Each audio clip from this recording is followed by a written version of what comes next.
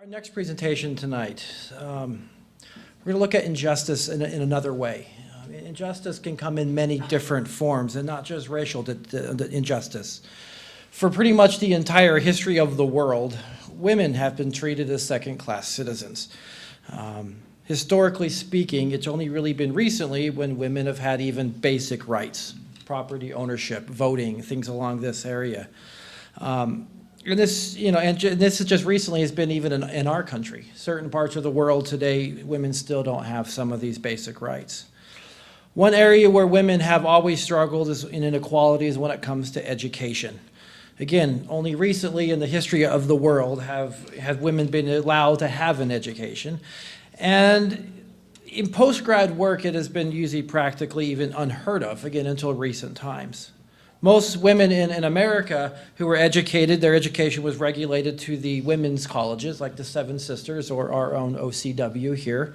When women did attend universities, they were also usually expected to study women's fields, areas like home economics, where they would learn to be better mothers and better housekeepers.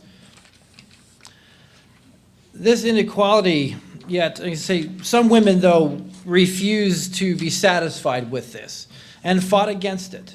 Tonight, we are going to hear about some of these women who went into the field of mathematics. From Dr. Camilla Smith Barnes, who is the newest member of our faculty here. For the previous 6 years, she has taught at Sweetbriar College in Virginia. Sweetbriar College, if you heard the news, had recently announced that it was going to close its doors, so we reached out to her to see if she'd be interested in teaching here at USAO. So what was a sad day for them turned out to be a great day for us. Dr. Barnes is a triple major when she was in college, majoring in math and English and French while at Michigan State, and eventually working at both Cambridge and being educated in Harvard. Tonight she will enlighten us with who wants to be a mathematician. So please help me welcome Dr. Barnes. Well, it's an honor and a pleasure to be here tonight. And it is going to be a tough act to follow, Dr. Weber there with that beautiful music, and Dr. Anderson with all that wonderful history about it. And Dr. Fink, I have to say, I'm not really going to ask people to do math tonight, but I'm going to talk about the history of some women in math. So actually, this is kind of up your alley, okay?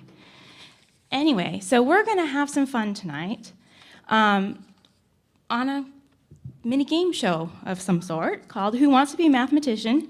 A quiz game on famous women in math, okay? Well, as Dr. Fink had talked about, education has long been a field in which there has been a lot of inequality, both with gender and ethnic groups and so forth. Math in particular has long been a male-dominated field. It was often not even considered socially acceptable for women to study math. And yet, somehow, over the years, we still have several remarkable women mathematicians, even prior to the 20th century, who made remarkable contributions to the field of math. And I just want to highlight a few of them. Now, actually, one of them does live into the early 20th century, but these are all folks who made great contributions. Now, you'll have to, however, try to answer these 5 questions. Now, this is how the game's going to work, all right? Each table will compete as a team, okay? You'll find a clicker, a little gray clicker in the middle, okay? Pick one person to enter your answer in. We'll give you a little chance to discuss your answer for just a little while, and then when you're ready, go ahead and click the button that corresponds to the letter of the choice that you're going to choose. Okay, there'll be 5 multiple choice questions. There will be no cell phone or internet use allowed to look up answers to these questions. The highest score wins, and if necessary, the last question will be used as a tiebreaker, because we have some wonderful, beautiful, fun, math-related prizes to award to the winning table. All right, first question, please.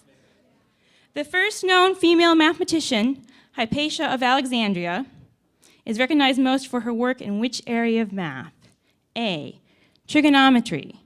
B, non-Euclidean geometry. C, conic sections. Or D, elliptical integrals. All right.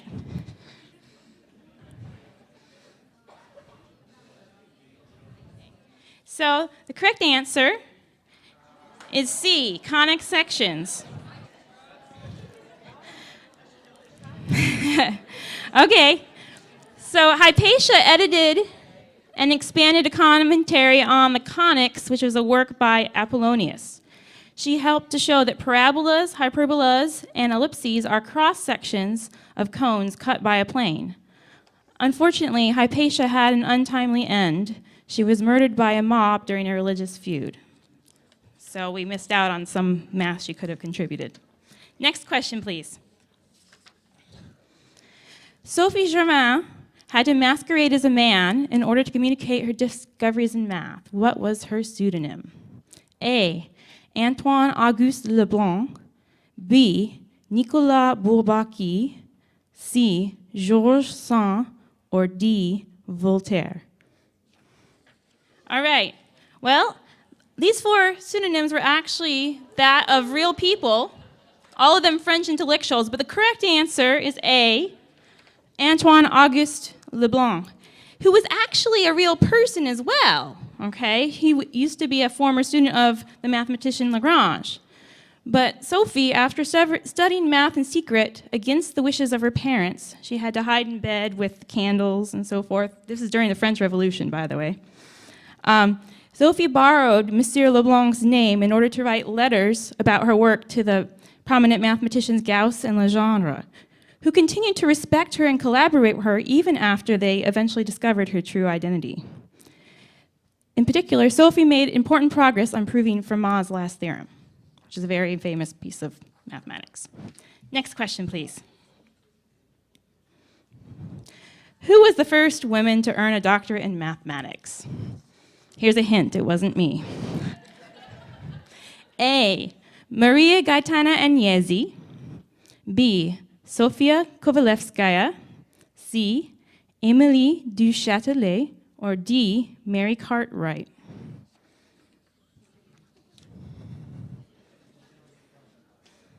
The correct answer is B, Sofia Kovalevskaya.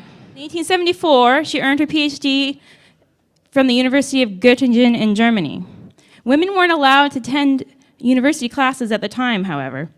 Sophia had to receive private tutelage from the mathematician Karl Weierstrass instead. And she had to write 3 excellent doctoral dissertations, each of which would have earned her a PhD if she had been male, before university officials finally agreed to grant her a degree.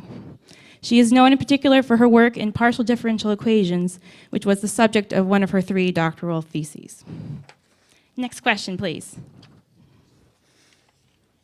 Okay, Emmy Noether, also from Germany. Well, Sophia was from Russia, but she did some groundbreaking work in the theories of rings, groups, and fields. What are these theories collectively called? A, complex analysis. B, higher dimensional geometry.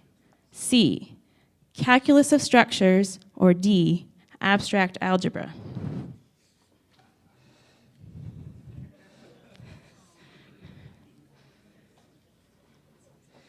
So the correct answer is D, abstract algebra.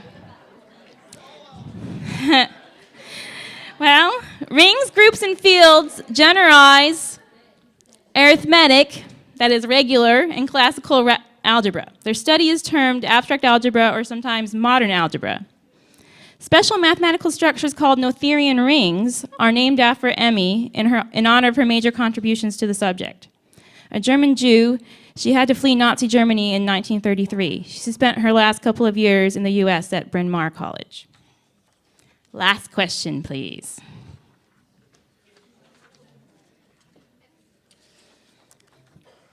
Ada Byron Lovelace, yes, she was the daughter of Lord Byron. She is often considered the first computer programmer. For which proposed early mechanical computer did she write algorithms? A, the differential analyzer. B, the difference engine. C, the analytical engine. Or D, the universal Turing machine.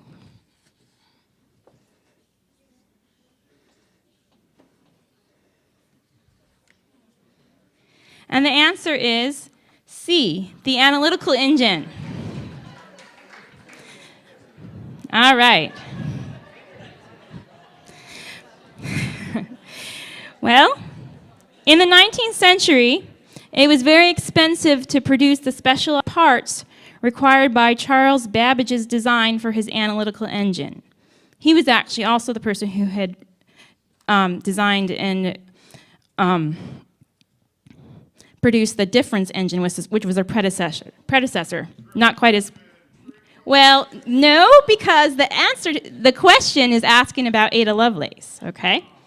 So while the engine was never actually completed because the funding dried up because it was so expensive, Ada Lovelace wrote important theoretical notes about the engine's potential. She articulated how the engine could be used as a general-purpose computer rather than as a mere number-crunching device, which all the previous early computers had been used for. She wrote algorithms that are generally considered the first computer programs. All right, well, they're tallying up the answers there, and meanwhile, have a look at our 5 women up there. Now, it was actually hard to choose only 5 out of many who over the years contributed to math, and I'm talking about, of course, just mostly prior to the mid-20th century and onward when women actually started to be able to go out there. Well, we're going to have a drum roll now because we have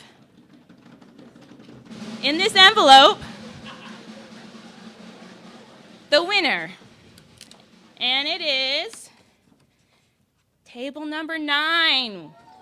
Congratulations.